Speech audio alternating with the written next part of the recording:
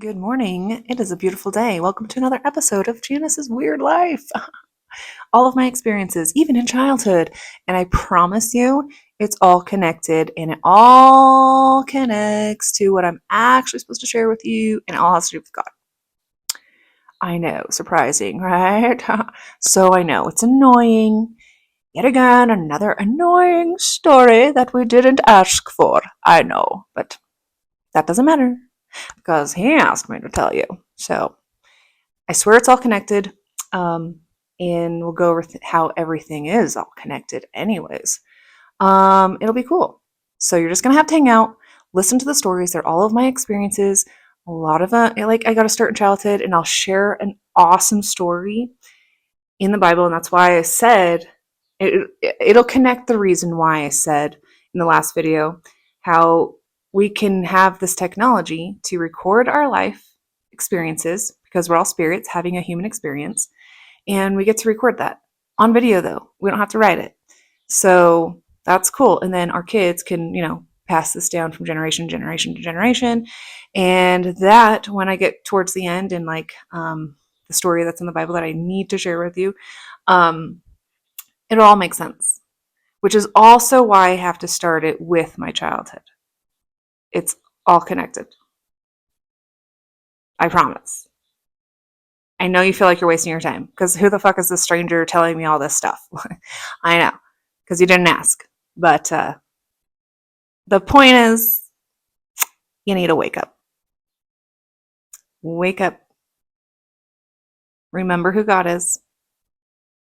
Okay, I can't spoil anymore because I have to finish the stories. So here you go.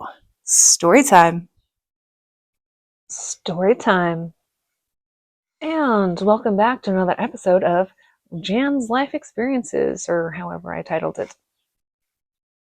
You know, like a documentary about my life for my children and their children's children and future generations.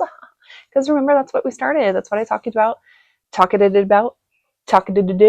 can't even talk right now. That's what I talked about in the last video, remember?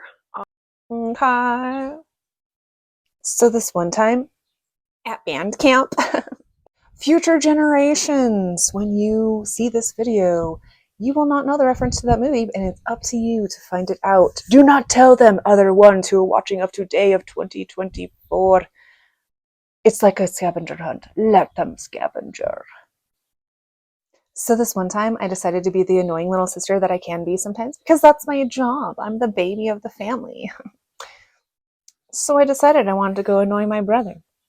And I went into his room, and there he was, sitting on his bed, doing whatever he was doing. I'm like, oh, wow, Zach, you really cleaned your room, didn't you? It'd be such a shame if I messed things up. Oh, what do you have over here? What's this little collection? Are you just like collecting frosted flakes? What would you do if I ate one of your frosted flakes? How about this really cool one, huh? And he's like, no, don't eat that. I was like, why? Would it bother you? And he's like, those are my scabs. What? Yeah, those are my scabs. Ew! Why do you have your scabs? They're in a line. He's like, well, yeah, they're like my trophies for all of the accidents that I've had. You know, little scrapes here and there. Whenever I fall or whatever, dude. Like, I earned them. They're like trophies. Look, I have one right now on my knee. You want me to pick it off? I'm like, no, I'm good. I'm done. I'm out. You win. I no longer want to bother you. Bye. So when we were kids, me and my brother were actually obsessed with like being like ninjas. Well, he was super obsessed, and then kind of coaxed me into it. And honestly, I thought it was kind of cool. We grew up watching The Karate Kid, and The Karate Kid number 2 and 3, and the one with Hilary Swank, and then what are they called? The three ninjas with the little kids, Rocky, Colt, and Tum Tum. Don't tell me you don't know these movies. They were the best. So we were obsessed with trying to be like ninjas, and my brother was even in karate. And we got this bright idea that we were going to go flip and be a ninja, land the flip off of our treehouse. It wasn't a real treehouse, okay? Like, It was like a platform, and it was above a sand pit, and there wasn't a roof. Okay, it wasn't a real treehouse, but we just called it that. Okay, just go with it. So we're up in our treehouse, and he actually jumps off and he lands it, but then he's like, we need a little bit more padding other than just grass. So we went and grabbed those little 1/4-inch paddings that you use for camping, that you sleep on. And that was plenty, right? That should be plenty. Plenty of padding. You've got the grass, it's fluffy. You've got that little 1/4-inch foam, it's good. So we get up there, he does it again. He's like, oh yeah, that's so much better. It's your turn. I'm like, no, you should do it one more time, right? I didn't know how to do flips, first off, okay? But he made it look easy. And he decided, you know what? We need a little bounce. Let's put the little trampoline up here. So we hiked it up there, put the little trampoline on, and he does it, dude. He bounces off, does the flip, lands it perfectly like a ninja, and it's my turn. But I was like, I don't want the trampoline, okay? It's just that much higher. I don't want to. I'm just going to flip. And in my head, I was just going to kind of like lean forward and hope gravity took the wheel and let me roll into a flip. That's what I was hoping for. So I'm like, okay, 1, 2, don't push me. I know what you're going to do, Zach. Don't push me. 1, 2, 3. He pushes me. And what do? A belly flop. I just slow-moed it all the way down. Just okay. So as kids, we rode our bikes everywhere. And I do have a scar from when I scraped my knee as a kid when I first got on my bike. Bicycles. Okay, just to be clear. So we rode everywhere in the neighborhood. And the rule was that we had to come home before the streetlights came on. And sometimes we could hear my dad whistle. And he was not a very loud whistler, but we could hear it. Like, we would be blocks away and we could hear it. Well, one year, on New Year's, my grandma and grandpa came over to come and celebrate New Year's with us. And my grandpa had a hunting dog named Belle, and he brought her. She was still kind of a puppy at that time. So when we rode up on our bikes, we're like, oh my gosh, Grandma and Grandpa are here. Sweet. And so we run inside, and Grandpa's not there yet. And so we're like, where's Grandpa? Where's Grandpa? And Grandma's like, oh, he's walking Belle right now. He should be on his way back. He went on the path. And we're like, oh, okay, let's go. And so we got on our bikes. I just learned a new trick, okay? And I was dying to show him. And it was to, ride your bike without your hands. So we get on this path, and it's a rocky path because the path they made, it wasn't like out of actual cement. They used like old gravel and then oiled it so that the gravel didn't like move, but it was still rocky and it was crappy. So we're riding on the path, and we see my grandpa. I'm like, Grandpa, look at what I can do. And instead of just the new trick that I learned, the first version where you're sitting and you're doing it, I decided that I needed to up it a notch and stand and then let go. And I was doing it great. And then I was going to lean down. I was going to grab my handlebars, and all of a sudden my bike caught a rock, and it just like went, and then the front went this way and I went this way, and it landed exactly on my chin, broke a bunch of molars and spitting out a bunch of teeth, and ended up having to get 7 stitches. So when we're walking back and I'm spitting teeth out, one of the neighbors is like, oh my gosh, do you need an ambulance? And my mom's like, no, it's okay. She's like, that's an awful lot of blood. Are you sure? And I mean, I guess there was a whole lot of blood. This was before we knew my chin was cracked open. And so we get inside and we're washing out my mouth, and it hurts so much because they're all broken. I had 4 molars broken because they're just like all the way down and then hit on my chin. So then my sister walks in the bathroom. She's like, oh my gosh, there's just so much blood coming down her neck. And my mom tilts up my chin, and she sees just flab of skin, just, you can see the bone and all the flesh. And she's like, oh my gosh, we gotta go. So we went, and when she found out that I needed stitches, she almost passed out. She's like, I can't. So my dad went in the back with me, and he's standing, and my dad's a pretty tan guy. Okay. We got a lot of Indian in us. And so he's pretty tan. Okay. And I have never seen a tan man like that just turn pure white, white as clouds. Okay, pure white. They were injecting my chin, and he was watching, and all of a sudden he's like a ghost, and I'm like freaking out, and I moved, and the doctor's like, I'm trying to give you a shot. I'm like, my dad, and he's like, oh my gosh, someone get a chair, hurry quick, he's gonna fall, we gotta fall her. So he like got saved on the chair. I ended up with 7 stitches. That was really fun. Also created the fear of the dentist, so I had to go get my teeth fixed that same night. And well, remember, it was New Year's. It was the on-call dentist, and he was drunk out of his mind already. And so he's like hovering over, and he started to work on the wrong teeth at first, and he had to excuse himself to throw up. And so he also smells like alcohol and throw up and like all over the place, just like trying to work in my mouth. But he's like wobbly and crazy, and I was scared to death of dentists ever since. And you know what? To this day, I get Bell's palsy. So me and the dentist, even to this day, we're not friends. Okay? I'm good. I'm good. Growing up, my dad wasn't always like the best in the sense, like, he wasn't horrible, but he was always like a Jekyll and Hyde. He's a narcissistic alcoholic and has always been off and on with alcohol.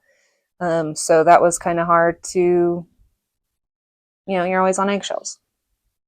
But, you survive. It is what it is.